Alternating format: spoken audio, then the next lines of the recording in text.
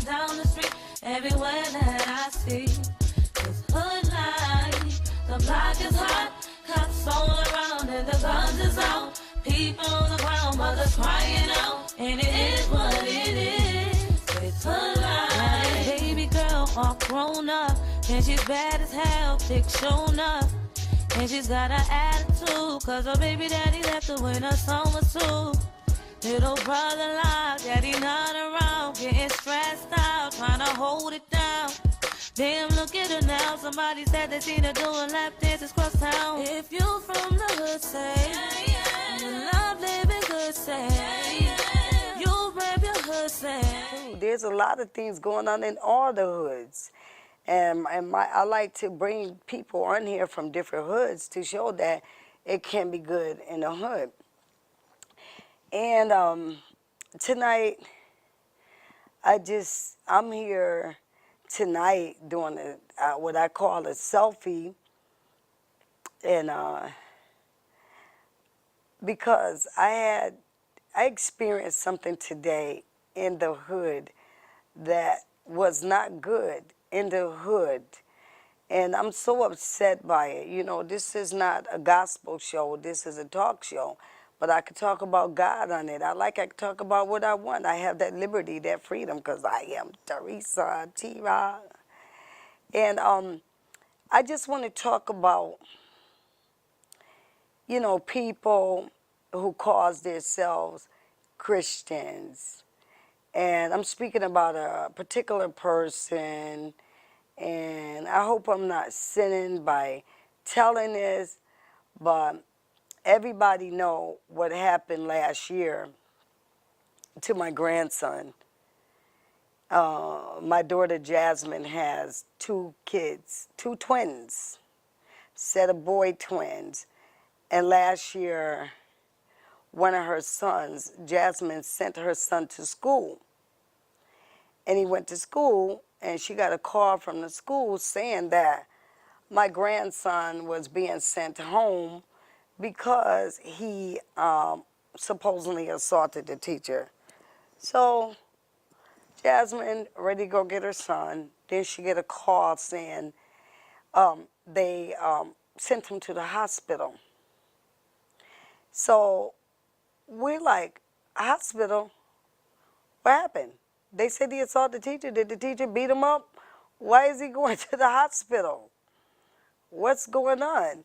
To our surprise, we found out that baby was put in a psychiatric department, taken to the hospital because he kicked a Caucasian teacher, supposedly assaulted a Caucasian teacher, and I'm trying to put emphasis on that.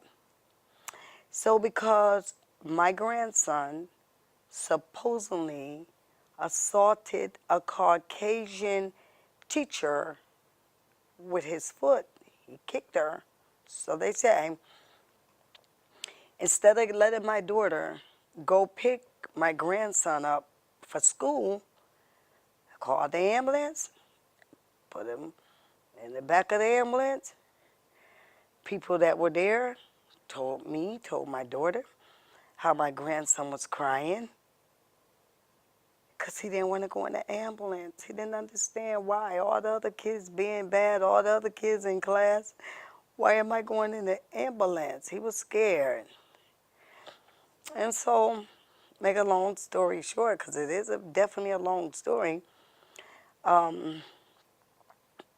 my grandson, that was last year, 2015.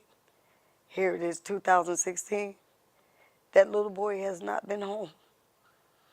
He left for school that morning. I remember talking to my daughter that morning. She was so happy to have her twin, one of the twins, and the other one, they was going to give her back her other one. And so she was so happy. I was so happy. Our family, we were so happy that this baby, my daughter had her son, sent him to school in 2015. Here it is, 2016. He still ain't home. And what happened, there was another party. I can't say any name because it might incriminate me or it might cause problem, but there was another party who stepped to the plate and offered to help us.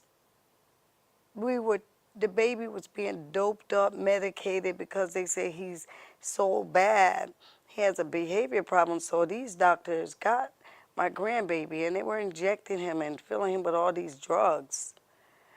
And so we had a minister, a woman of God, who said that I would help. I would help. And we were so happy that this woman of God offered to help us. And the reason that I'm telling it, because I know it ain't in the Bible, but I heard the saying, tell the truth and shame the devil. So that's what I'm trying to do this evening. This is good in the hood, but right now this is the first show that I've ever done that I'm saying it is not good in the hood this evening. It is sad in the hood because not hearing the sounds of the babies running around happy with their mommy. You know, it's really sad in the hood this evening.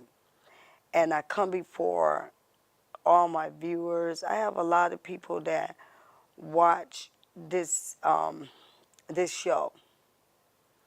And if they're not watching it every Sunday night at 8 o'clock, they do follow me on YouTube. You can go on YouTube and type in Teresa's. It can be good in the hood, and you will see all the videos. So when I check my views, I have a lot of people who are my friends and who are just spectators and who are just viewers. And everybody have their opinion. And so this evening, I'm here before this camera. I'm hurt and I'm holding back my tears because this person, this woman of God who offered to help us, you know, she's not a relative. She's a friend of my family. She's a friend of all the ministers in our family. And we really like her. We really admire her. We really believe in the prophecies, even though, you know, none of them that I know have come true, but we like her. And we trusted her. I guess that's what the scripture means when God say, don't put your trust in man, because we trusted her. And we believe that she was sent from God to help us rescue my grandson out of the hands of these enemies that got a 6-year-old baby boy in captivity, locked up in a psychiatric ward, stripped from his mama because he, quote unquote, assaulted a Caucasian teacher. And now here it is, almost a year later, that baby haven't been home. And today, we had to meet in a place. And in this place, we met with this lady, woman of God, this prophetess, who came to help us. A friend who came to help us set this baby free and the other one free too. And now here it is today, almost a year. And to see this friend sit before so many people today and say, I want him. I'm keeping him. I want him. Oh my God. That's what I said. And that's what my daughter said. Oh my God. Are you serious? You just helped us rescue these babies, take them out of captivity, and now, instead of these babies being returned to their mother, who, at no fault of hers, the babies were, she was stripped of her motherhood. The babies wasn't taken from her from something she was accused of. They were taken from her because of something that the little one did, not her. She didn't kick the teacher. She wasn't accused of kicking the teacher. The baby was. And so here it is, 2016, this system is treating her as though she did a crime. And our friend, I would like to say that, quote unquote, our friend, O-U-R, our friend, who we thought helped us, now it's hurting us, hurting my daughter. I got 4 daughters, and I watch all my daughters with their children. All my daughters love their children. They love their babies. And I'm sitting here this evening because I love all of my babies. And when my babies hurt, I hurt. As a mother, I would have got abortion. I birthed 10 children. God used me and he blessed this womb 10 times. I brought forth 6 sons and 4 daughters. And now I have 17 grandchildren. I think by the end of the year, it's going to be 20. Because I got ultrasounds I got to see today. And so it's going to be 20 or more. I love my babies, all of my children that come out of my womb, even though I have 8, well, soon to be 9 adults and 1 minor. They still are my babies. I call them my babies. I'm a real mother, and I keep it real with my children. I love my babies. And I look at my daughter hurting so bad because our friend has turned around and said, I want them. I want them babies. I'm like, hello, duh. I thought you was helping us. Now you want them? You help us take them from them. Now you're taking them? Something wrong with that picture. Something is definitely wrong with that picture. But we know that the Bible says the love of money is the root of all evil. You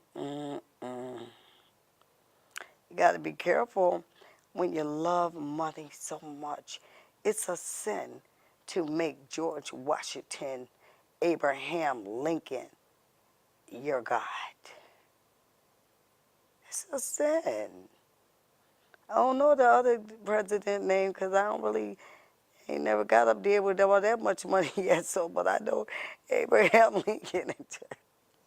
It's a sin to make those your gods. We're not supposed to love money. I mean, money is good. I like it, but I don't love it. I love God. I love my family. And so, and when we see people like that today, you know, just chasing money, y'all better watch out loving money like that. We all need it. We got to pay our gas bill, electric bill, rent, car notes, So we need money. Money is necessary. The Bible even said money makes it merry. When you got money, you happy. My cousin used to crack me up. Be on check days, like people to get the check on the first and the third. And when she used to get a check, I would call her the day before the check come out. I would go, "What you doing, cuz?" She was like, "Cuz, I'm sleep. I'm sleeping." I'm like, "You sleep this early?" She was like, "Yeah, cuz this is check eve." I said, "What? This is check eve." She used to call it check eve, the evening before the check. And I'm telling you, she loved the money. I love my cousin, God bless her. She loved the money. I'm saying, I just said that to just say, people, you got to be careful when you love money so much. Love it so much that you'll kill your brother for $1. People will shoot you and kill you for 5 cents. It's a shame before the living God that the things that we would do for money. They had a song out there years ago when I was coming up, when I was a little girl. I'm still a little girl. But years ago, they had a song out called "What People Do for Money." They even got a commercial called "What Would You Do for a Klondike Bar?" I mean, it's like, what would you do? And now, my question, I made a joke of all that about the money. Now I'm going to get real. What would Jesus do? I got my baby. Give you an illustration. I send my baby to school, baby, quote unquote, 6. I sent my little son to school one day. I know he hyperactive. I know he a bad little boy. I know he hyperactive. We call them bad little boys. They active. Terrible 2s. And now we talk about the terrible 6. They still wild. So I sent this little 6-year-old to school. I get a call saying he hit a Caucasian teacher. I think that's very important, the color of the teacher. And now I'm ready to go get my little son, but I get a call, they took him. Now I got a friend of God, who's going to help me. And now she goes to help me, and they give her my baby, and now she won't give me my baby back. What would Jesus do? You think Jesus would keep my baby? Let me tell you something. If he did, I would look at Jesus and say, what did I do? What did I do? What did I do? And so that's the question this evening. What did we do? Why she got the babies and don't want to give her back? Well, there will be a part 2 in the future because, we do have a date, another date that's been set. So we're going forth. We're going to fight. We're going to take back what the devil has took from us. Remember in the book, it's 1 Samuel, 30th chapter, with David. A lot of y'all that's not Bible readers, I hope I ain't saying the wrong chapter, but there was a story where David and his men, they were attacked. Their families were taken from them. They came back, and the enemy had came in and took their family, took their kids, took their wife. They just took everything from them. And David cried, and this city is called Ziklag. And he cried out to the Lord, and he asked the Lord. And this is the good thing about it, is that he inquired of God. He said, what should I do? What should I do? A lot of us, things happen to us. Do we go to God? Do we ask God? Sometimes, I know I've been guilty. I ain't going to sit here and be no hypocrite. A lot of times, I didn't ask God what to do. I just did what I wanted to do. And then when I did what I wanted to do, I found out later this is not what God wanted me to do. And so that's through experience and learning that you learn to try to, how they say, think before you do something. Don't do it. Think, think, think, think. And this is the situation. This is where I'm at today. I've learned how to live holy. I'm still learning, but I've learned how to think. And I've learned how to be able to humble myself. And that's what I'm teaching my children. Calm down. Humble yourself. Ask God. Inquire of God the way David did. He inquired of God. God, what should I do? They don't took my wife. They don't took my kids. They don't took my cattle. They don't took everything from me, Lord. What should I do? And guess what? God told him, pursue. Pursue. Go get them. Go get back what the devil took from you. I like that. I like that story in the Bible. I love it. Jesus said, people say Jesus didn't finish writing the Bible. Yes, he did. That's why he's like, it's finished. And when he left that in there for me.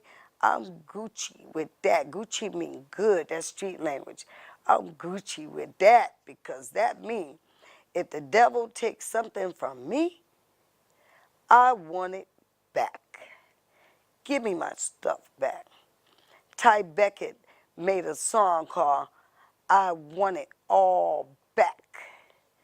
And that's, that can be good in the hood when you can get back what the devil has took from you. And this evening, that's what we're going to do. That's why I said, in the future, I want to sit here and do a part 2. A part 2. And I'm going to title it, I Want It All Back. And so I know that God is going to do what he said he's going to do. He's going to give us those babies back. What did we do? What did my daughter do? We didn't do nothing. They said the baby did. So now that the baby did, he got punished. He got stripped of his mama. He got taken from his mama. He was crying for his mama. He's still crying for his mama. Almost a year later. But look at the system. I'm so glad that God is real. I'm so glad that God is alive. And I'm a witness that God can do whatever he wants to do. I've seen God turn situations around in my life. I had children taken from me. I had 2 sons taken from me. Well, 3, but the other one was older. But the younger ones that they took from me, I cried. Seeing my motherhood stripped, my 2 babies taken from me. I cried. I cried. And I was drinking at the time my kids was taken from me. I was an alcoholic because I had 4 kids already kidnapped. Someone had abducted 4 of my children. And so I find myself not knowing where my children are, being stripped of my motherhood. I turned to an alcoholic with 2 babies, and I got reported. And they came, and they took my 2 sons. But that's why I'm a witness today to anybody else out there listening. I'm a witness to my daughter. Stay strong and believe God because this is hard. It hurt when somebody take your babies. Don't nobody love your babies more than you do. And if you out there and you got somebody baby and they want their baby, get them their baby back. You do not love that child more than his biological mama. You don't love that child more than his dad. So if you a person right now got somebody kids because you're doing it through the DSS to get money, you just taking those kids from them people, Don't do that. It's wrong. But the Bible says, fret not thyself because of evildoers, people that do it out of evilness. I can see if the child really need a home, then you step to the plate and you're helping because you're doing it out of love. But to do it out of the love for money, what would people do for money? But, you know, make my story short, a long story short. You know, I called DSS and I was like, what I need to do to get my kids back? Your kid's up for adoption. You better believe I dialed 1-800-MOMMY, 1-800-MY-SISTER, and they came. And I got 14 years today, clean. I haven't had a drop of alcohol, but that wasn't the situation here. I'm just showing that the common denominator that we have, our sons both were taken from us. But I'm a witness today that if you hold on to the faith, keep the faith in God, believe that God is not a man that he should lie. If God, I look in that Bible and I read something God said, I'm not going to look at it and go, he lying. He lying.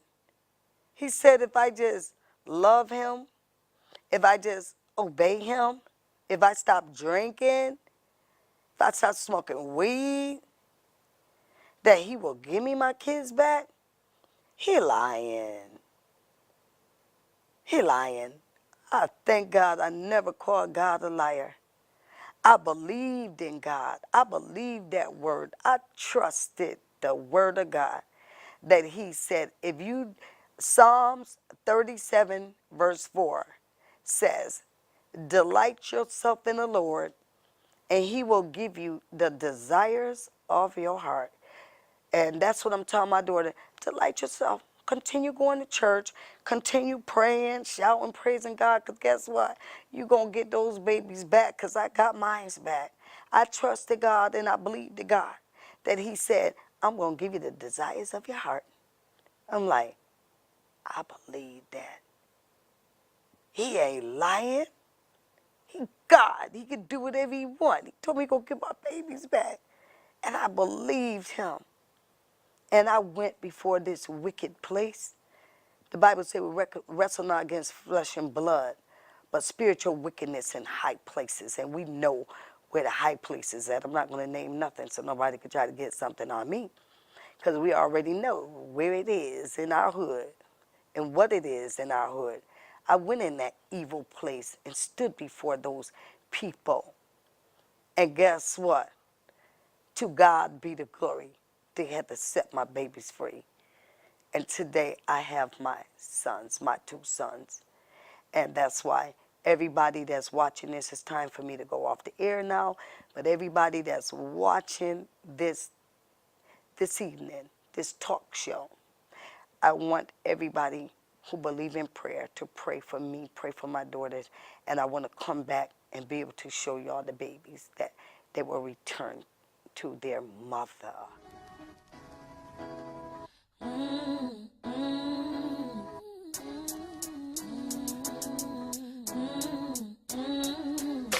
Just another day in the hood for me, trying to make $1 for my family. People hustling up and down the street, everywhere that I see. It's hood life, the block is hot, cops all around and the guns is out. People on the ground, mothers crying out, and it is what it is.